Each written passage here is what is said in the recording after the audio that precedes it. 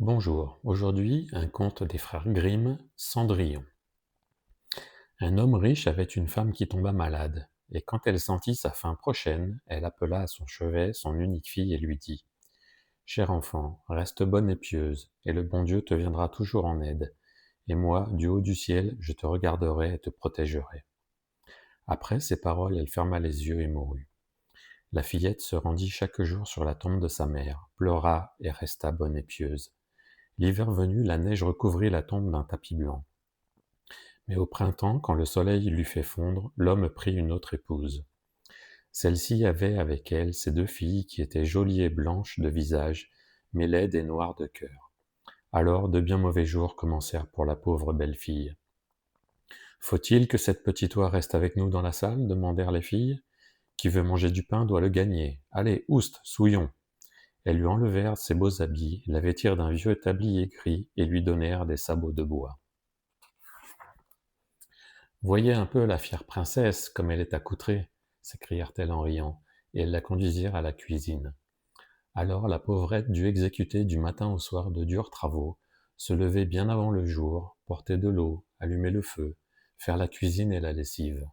En outre, les deux sœurs lui faisaient toutes les misères imaginables, se moquaient d'elle, renversaient les pois écossais et les lentilles triées dans la cendre, de sorte que le travail était à recommencer.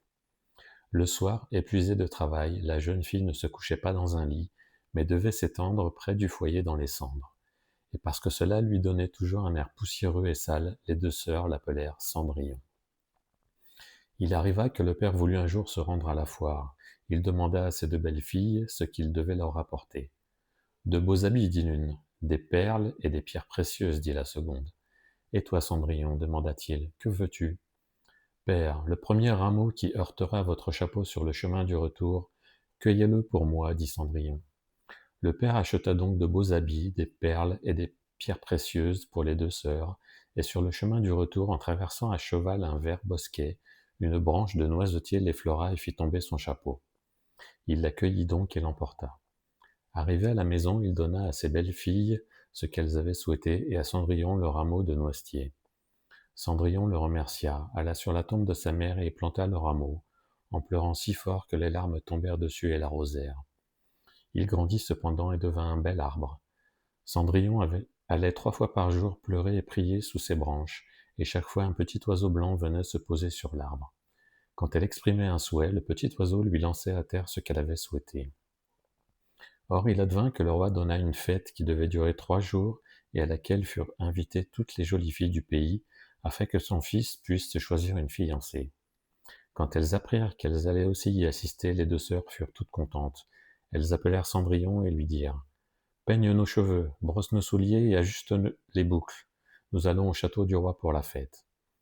Cendrillon obéit en pleurant, qu'elle aurait bien voulu les accompagner, et elle pria sa belle-mère de bien vouloir le lui permettre. Toi, Cendrillon, dit la femme, tu es pleine de poussière et de crasse, et tu veux aller à la fête? Tu n'as ni habits ni souliers, et tu veux aller danser? Mais comme Cendrillon ne cessait de la supplier, elle finit par lui dire: J'ai renversé un plat de lentilles dans les cendres. Si dans 2 heures tu les as de nouveau triées, tu pourras venir avec nous. La jeune fille alla au jardin par la porte de derrière et appela: Petit pigeon docile, petite tourterelle, et vous tous les petits oiseaux du ciel, venez m'aider à trier les graines. Les bonnes dans le petit pot, les mauvaises dans votre jabot. Alors 2 pigeons blancs entrèrent par la fenêtre de la cuisine, puis les tourterelles, et enfin, par nuées, tous les petits oiseaux du ciel vinrent en voletant se poser autour des cendres. Et baissant leurs petites têtes, tous les pigeons commencèrent à picorer. Pic, pic, pic, pic, et les autres s'émirent aussi. Pic, pic, pic, pic, et ils amassèrent toutes les bonnes graines dans le plat. Au bout d'1 heure à peine, ils avaient terminé et s'envolèrent tous de nouveau. Alors la jeune fille, toute joyeuse, à l'idée qu'elle aurait maintenant la permission d'aller à la fête avec les autres, porta le plat à sa marâtre. Mais celle-ci lui dit: Non, Cendrillon, tu n'as pas d'habit et tu ne sais pas danser, on ne ferait que rire de toi. Comme Cendrillon se mettait à pleurer, elle lui dit: Si tu peux en 1 heure de temps me trier 2 grands plats de lentilles hors des cendres, tu nous accompagneras. Car elle se disait qu'au grand jamais Cendrillon n'y parviendrait. Quand la femme eut jeté le contenu des 2 plats de lentilles dans la cendre, la jeune fille alla dans le jardin par la porte de derrière et appela: Petit pigeon docile, petite tourterelle, et vous tous les petits oiseaux du ciel, venez m'aider à trier les graines, les bonnes dans le petit pot, les mauvaises dans votre jabot.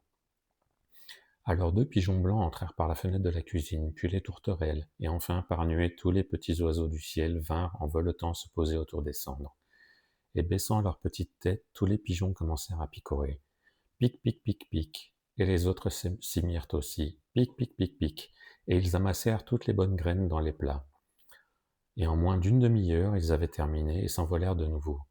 Alors la jeune fille, toute joyeuse, à l'idée que maintenant elle aurait la permission d'aller à la fête avec les autres, porta les 2 plats à sa marâtre. Mais celle-ci lui dit: C'est peine perdue, tu ne viendras pas avec nous, car tu n'as pas d'habit et tu ne sais pas danser.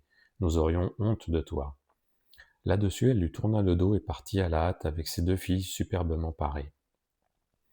Lorsqu'il n'y eut plus personne à la maison, Cendrillon alla sous le noisetier planté sur la tombe de sa mère et cria: Petit arbre, ébranle-toi, agite-toi, jette de l'or et de l'argent sur moi. Alors l'oiseau lui lança une robe d'or et d'argent, ainsi que des pantoufles brodées de soie et d'argent. La jeune fille mit la robe en toute hâte et partit à la fête. Ni sa sœur ni sa marâtre ne la reconnurent. Elles pensèrent que ce devait être la fille d'un roi étranger tant elle était belle dans cette robe d'or. Elle ne songeait pas le moins du monde à Cendrillon, et la croyait au logis, assise dans la saleté, retirant les lentilles de la cendre. Le fils du roi vint à sa rencontre, la prit par la main et dansa avec elle. Il ne voulut même plus danser avec une autre, si bien qu'il ne lui lâcha plus la main. Et lorsqu'un autre danseur venait l'inviter, il lui disait: C'est ma cavalière. Elle dansa jusqu'au soir et voulut alors rentrer. Le fils du roi lui dit: Je m'en vais avec toi et ta compagne, car il voulait voir à quelle famille appartenait cette belle jeune fille. Mais elle lui échappa et sauta dans le pigeonnier. Alors le prince attendit l'arrivée du père et lui dit que la jeune inconnue avait sauté dans le pigeonnier. Serait-ce Cendrillon? Se demanda le vieillard, et il fallut lui apporter une hache et une pioche pour qu'il pût démolir le pigeonnier. Mais il n'y avait personne dedans, et lorsqu'ils entrèrent dans la maison, la jeune fille était couchée dans la cendre avec ses vêtements sales. Une petite lampe à huile brûlait faiblement dans la cheminée. En effet, Cendrillon avait prestement sauté du pigeonnier par derrière et couru jusqu'au noisetier. Là, elle avait retiré ses beaux habits, les avait posés sur la tombe, et l'oiseau les avait emportés. Puis elle était allée avec son vilain tablier gris se coucher dans les cendres de la cuisine. Le jour suivant, comme la fête recommençait et que ses parents et ses sœurs étaient de nouveau partis, Cendrillon alla sous le noisetier et dit: Petit arbre, ébranle-toi, agite-toi, jette de l'or et de l'argent sur moi. Alors l'oiseau lui lança une robe encore plus splendide que celle de la veille, et quand Cendrillon parut à la fête dans cette toilette, tous furent frappés de sa beauté. Le fils du roi, qui avait attendu sa venue, la prit aussitôt par la main et ne dansa qu'avec elle. Quand d'autres jeunes gens venaient l'inviter, il leur disait: C'est ma cavalière. Le soir venu, elle voulut partir, et le fils du roi la suivit, pour voir dans quelle maison elle entrait, mais elle lui échappa et sauta dans le jardin derrière sa maison. Il y avait là un grand et bel arbre qui portait les poires les plus exquises. Elle grimpa entre ses branches aussi agilement qu'un écureuil, et le prince ne sut pas où elle était passée. Cependant, il attendit l'arrivée du père et lui dit: La jeune fille inconnue m'a échappé, et je crois qu'elle a grimpé dans le poirier. Serait-ce Cendrillon, pensa le père, qui envoya chercher la hache et abattit l'arbre? Mais il n'y avait personne dessus. Et quand ils entrèrent dans la cuisine, Cendrillon était couchée dans la cendre, tout comme d'habitude, car elle avait sauté en bas de l'arbre de l'autre côté, rapporté les beaux habits à l'oiseau du noisetier et revêtu son vilain tablier gris. Le troisième jour, quand ses parents et ses sœurs furent partis, Cendrillon retourna sur la tombe de sa mère et dit au noisetier: Petit arbre, ébranle-toi, agite-toi, jette de l'or et de l'argent sur moi. Alors l'oiseau lui lança une robe qui était si somptueuse et si éclatante qu'elle n'en avait encore jamais vu de pareille, et les pantoufles étaient toutes en or. Quand elle arriva à la fête dans cette parure, tout le monde fut interdit d'admiration. Seul le fils du roi dansa avec elle, et si quelqu'un l'invitait, il disait: C'est ma cavalière. Quand ce fut le soir, Cendrillon voulut partir, et le prince insista pour l'accompagner, mais elle lui échappa si vite qu'il ne put la suivre. Mais le fils du roi avait eu recours à une ruse. Il avait fait enduire de poids tout l'escalier, de sorte qu'en sautant pour descendre une marche, la jeune fille y avait laissé sa pantoufle gauche engluée. Le prince la ramassa, elle était petite, mignonne et tout en or. Le lendemain matin, il vint trouver le vieil homme avec la pantoufle et lui dit: Nulle ne sera mon épouse que celle dont le pied chaussera ce soulier d'or. Alors les 2 sœurs se réjouirent, car elles avaient le pied joli.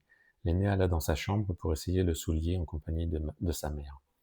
Mais elle ne put y faire entrer le gros orteil, car la chaussure était trop petite pour elle.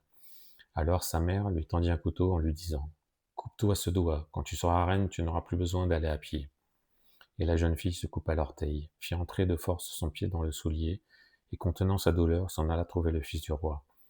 Il la prit pour fiancée, la mit sur son cheval et partit avec elle. Mais il leur fallut passer devant la tombe. Les deux petits pigeons s'y trouvaient, perchés sur le noisetier, et ils roucoulèrent. Roucoucou, roucoucou, et voyez là, dans la pantoufle du sang il y a. Bien trop petit était le soulier, encore au logis et la vraie fiancée. Alors le prince regarda le pied et vit que du sang en coulait. Il fit faire demi-tour à son cheval, ramena la fausse fiancée chez elle, dit que ce n'était pas la véritable jeune fille et que l'autre sœur devait essayer le soulier. Celle-ci alla dans sa chambre, fit bien entrer l'orteil, mais son talon était trop grand. Alors sa mère lui tendit un couteau en disant « Coupe-toi un bout de talon, quand tu seras reine, tu n'auras plus besoin d'aller à pied. » La jeune fille se coupa un bout de talon, fit entrer de force son pied dans le soulier, et, contenant sa douleur, s'en alla trouver le fils du roi. Il la prit alors pour fiancée, la mit sur son cheval et partit avec elle. Quand ils passèrent devant le noisetier, les deux petits pigeons s'y trouvaient perchés et roucoulèrent. Roucoucou, et voyez là, dans la pantoufle du sang il y a. Bien trop petit était le soulier, encore au logis et la vraie fiancée. Le prince regarda le pied et vit que du sang coulait de la chaussure et teintait tout de rouge les bas blancs. Alors il fit faire demi-tour à son cheval et ramena la fausse fiancée chez elle. Ce n'est toujours pas la bonne, dit-il. N'avez-vous point une autre fille? Non, dit le père. Il n'y a plus que la fille de ma défunte femme, une misérable Cendrillon malpropre. C'est impossible qu'elle soit la fiancée que vous cherchez. Le fils du roi dit qu'il fallait la faire venir, mais la mère répondit « Oh non, la pauvre est bien trop sale pour se montrer. » Mais comme il y tenait absolument, on dut appeler Cendrillon. Alors elle se lava les mains et le visage, puis vint s'incliner devant le fils du roi, qui lui tendit le soulier d'or. Elle s'assit sur un escabeau, retira son pied du lourd sabot de bois et le mit dans la pantoufle qui lui allait à merveille. Et quand elle se redressa et que le fils du roi vit sa figure, il reconnut la belle jeune fille avec laquelle il avait dansé et s'écria « Voici la vraie fiancée !» La belle-mère et les deux sœurs furent prises de peur et devinrent pleines de rage. Quant au prince, il prit Cendrillon sur son cheval et partit avec elle. Lorsqu'ils passèrent devant le noisetier, les deux petits pigeons blancs roucoulèrent. Roucoucou, et voyez là, dans la pantoufle du sang plus ne verra. Point trop petit n'était le soulier, chez lui il mène la vraie fiancée. Et après ce roucoulement, ils s'envolèrent tous deux et descendirent se poser sur les épaules de Cendrillon, l'un à droite, l'autre à gauche, et y restèrent perchés. Le jour où l'on devait célébrer son mariage avec le fils du roi, les deux sœurs perfides s'y rendirent avec l'intention de s'insinuer dans ses bonnes grâces et d'avoir part à son bonheur. Tandis que les fiancés se rendaient à l'église, l'aînée marchait à leur droite et la cadette à leur gauche. Alors les pigeons crevèrent un œil à chacune d'elles. Puis quand ils s'en revinrent dans l'église, l'aînée marchait à leur gauche et la cadette à leur droite. Alors les pigeons crevèrent l'autre œil à chacune d'elles. Et c'est ainsi qu'en punition de leur méchanceté et de leur perfidie, les deux sœurs furent aveugles pour le restant de leur jour.